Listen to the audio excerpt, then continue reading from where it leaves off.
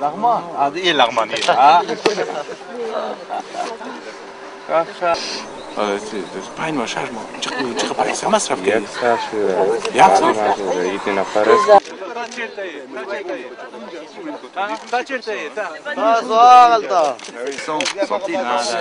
Là, ils sont tous des Pashtuns, c'est-à-dire du sud de l'Afghanistan. Les Tadjiks ne sont pas là, donc les personophones. Donc, eux, ils sont ailleurs. Vous voyez, déjà, ici, même dans l'immigration, il y a une séparation hein, des ethnies. Vous voyez, j'ai un partout, partout n'a pas eu.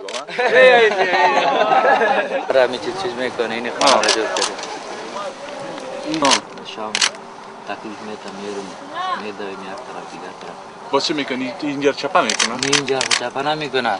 دینا روز آمده بود جام مسجد جور کردیم. فرانسوی یک چیز آورده بود سرش نوشته کرده بود که ماسک. Mosquée. Quelle est l'importance de la visite de Atik Rahimi aujourd'hui ici dans la jungle, dans le camp des Pashtuns? Elle est vraiment très très importante parce que au mois de novembre, quand le gouvernement français, que le gouvernement anglais souhaitait faire un charter pour les renvoyer à Kaboul, c'est le même moment le gouvernement français a attribué à Atik Rahimi le prix Goncourt. Et par une amie commune, on a communiqué comme ça, donc il savait ce qui se passait à Calais et il a à chaque interview, quand il a été félicité par des membres du gouvernement, il a parlé de la situation à Calais. Donc il a aussi permis à sa façon d'arrêter ce fichu charter qui serait parti.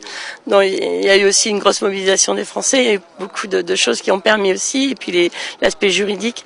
Mais c'est vrai qu'il a participé énormément. Et moi j'en ai beaucoup parlé aux Afghans en disant, vous savez, en ce moment il y a un Afghan qui a vécu le même parcours que vous, qui était en Afghanistan, qui est parti au Pakistan, qui est arrivé en France et qui a eu des papiers. Et là on lui a donné un prix exceptionnel qui est le prix Goncourt, une fois par an distribué.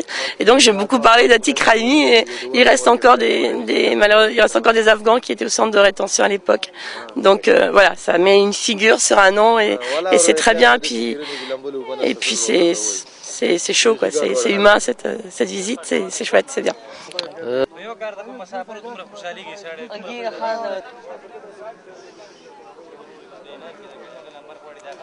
I didn't decide to come here, but I decided to go to England.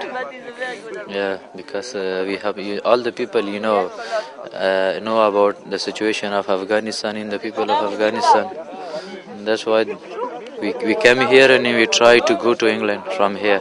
And why England and not trying to settle in France? Settle in France, is too much difficult with government. They they don't want to give state to the Afghani people in here. And if we came here to stay in these countries, but if some country don't want to stay to us, why we should stay to there? That's why we want to go to England and we gave an asylum case in there, political asylum. And some people have got already asylum case and they gave already stay to there. And the situation of England is good than France and other countries. How many times did you try to pass through England? Try a lot of time, nearly 40 times in 35-40 days. All night we tried one time, 2 times.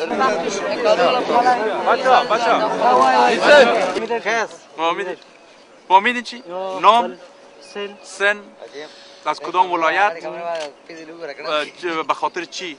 علت فرارتان باز چه قسم آمدین؟ خونم که علت فرار بودین چه قسم تا اینجا آمدین؟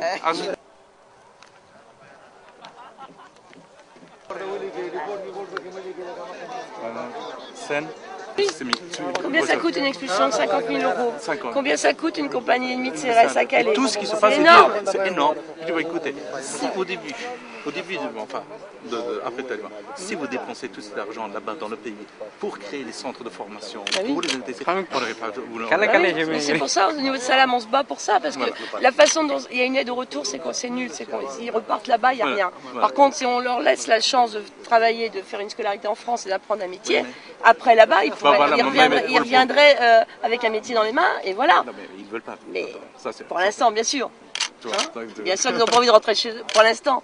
Mais Ce bon. qu'ils veulent, c'est rentrer. Bon, enfin, Mais au bout du voyage, ils veulent tous repartir chez eux. Voilà, voilà. Ils veulent tous revoir leur mère, leur Voilà. père, etc. Regardez tous ces jeunes, tous ces beaux visages magnifiques, avec une force, on voit dans le regard, à la fois, vous avez des hommes décidés, mais aussi toute une souffrance.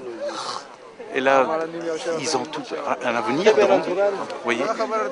Et ça fait mal de les voir. Et que ces gens-là, à cet âge, ils doivent être évidemment épanouis et puis avoir une dignité humaine. Mais là, à mon avis, il y a tout un travail à faire dans leur pays d'origine, en Afghanistan. Pourquoi ils fuient le pays? Là, maintenant, j'ai parlé avec tous ces jeunes-là. Vous voyez, il n'y a pas de travail. Et puis, ils sont dans les villages dans le sud de l'Afghanistan. Ils sont tous menacés par, justement, les talibans, par les islamistes. Ils voulaient qu'ils collaborent avec eux. Ils refusent. Donc, s'ils refusent, donc, ils sont menacés. Donc, ils prennent justement le chemin de l'exil. Oui. Donc, alors, comment faire en Afghanistan? Donc, comment les intégrer dans la société? Comment les protéger là-bas? C'est ça. Parce que je crois que le problème en Afghanistan, enfin, en dehors de tout ça, c'est le problème géopolitique de la région et tout ça, ça va, c'est aussi voir fuir tous ces jeunes.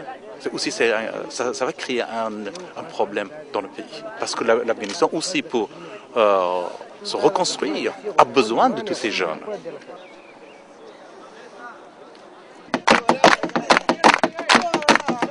Danse, danse.